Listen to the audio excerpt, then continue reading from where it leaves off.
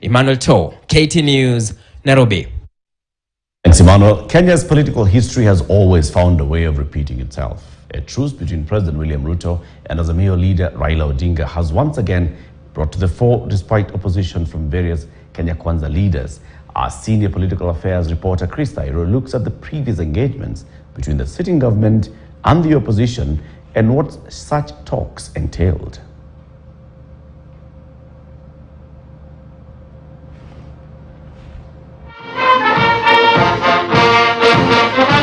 1991 birthed the political discourse between a government and the opposition when the then President Daniel Arap Moi ascended to an amendment by Parliament to repeal Section 2A of the Constitution, thereby making Kenya a multi-party state. He was forced to give in following pressure from opposition leaders, including the late Kenneth Matiba and the late Jaramogi Oginga Odinga. Order. The second give and take deliberations between the government and the opposition was in 1997 during the Inter-Parties Parliamentary Group, commonly referred to as IPPG, and successfully they agreed to amend the constitution.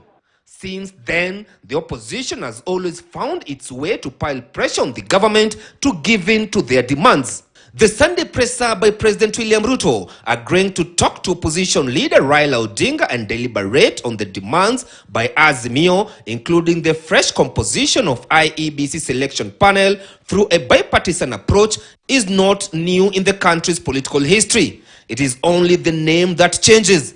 During the KANU regime, headed by the then President Moi, it was referred to as cooperation.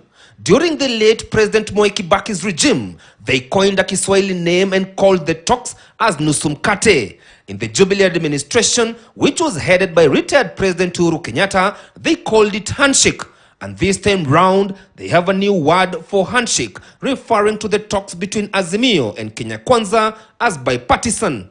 I may have my own interest from the Kenya Kwanza side, or the Kenya Kwanza interest. Azimio may have their own interests that may not necessarily, the partisan interest may not necessarily be the interest of the Kenyan people. And therefore, we are looking at a bipartisan approach that will carry the interest of the nation above partisan interests. From those people who have been asking William Samoei Ruto, our president, not to agree to a handshake, that they have really succeeded, and the kind of approach that he has proposed, that we have a bipartisan arrangement within the parliament, we are saying it that this is within the constitution. However, just like in any other political talks, there are those who are referred to as hardliners, those who are hard to convince to give in to some of their demands, and they exist in both camps.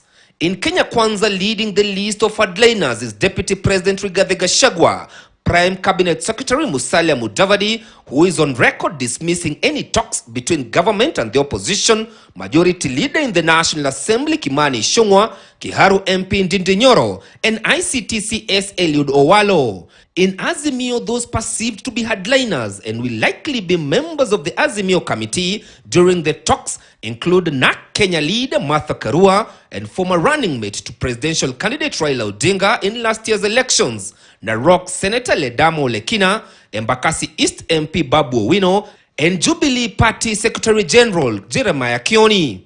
I can confirm the president has not even met with Raila Odinga. He has not even spoken to Raila Odinga, leave alone meeting, leave alone a handshake. Therefore, there is nothing touching on a handshake. Your Excellency, the President.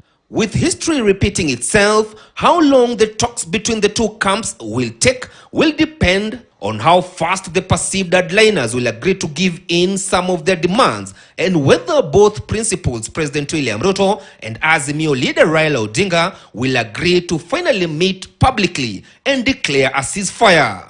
Chris Tairo, KTN News, Nairobi. So how will these talks take place? What kind of shape will they take? We have seen Azimio leader Raila Odinga saying they must be outside Parliament,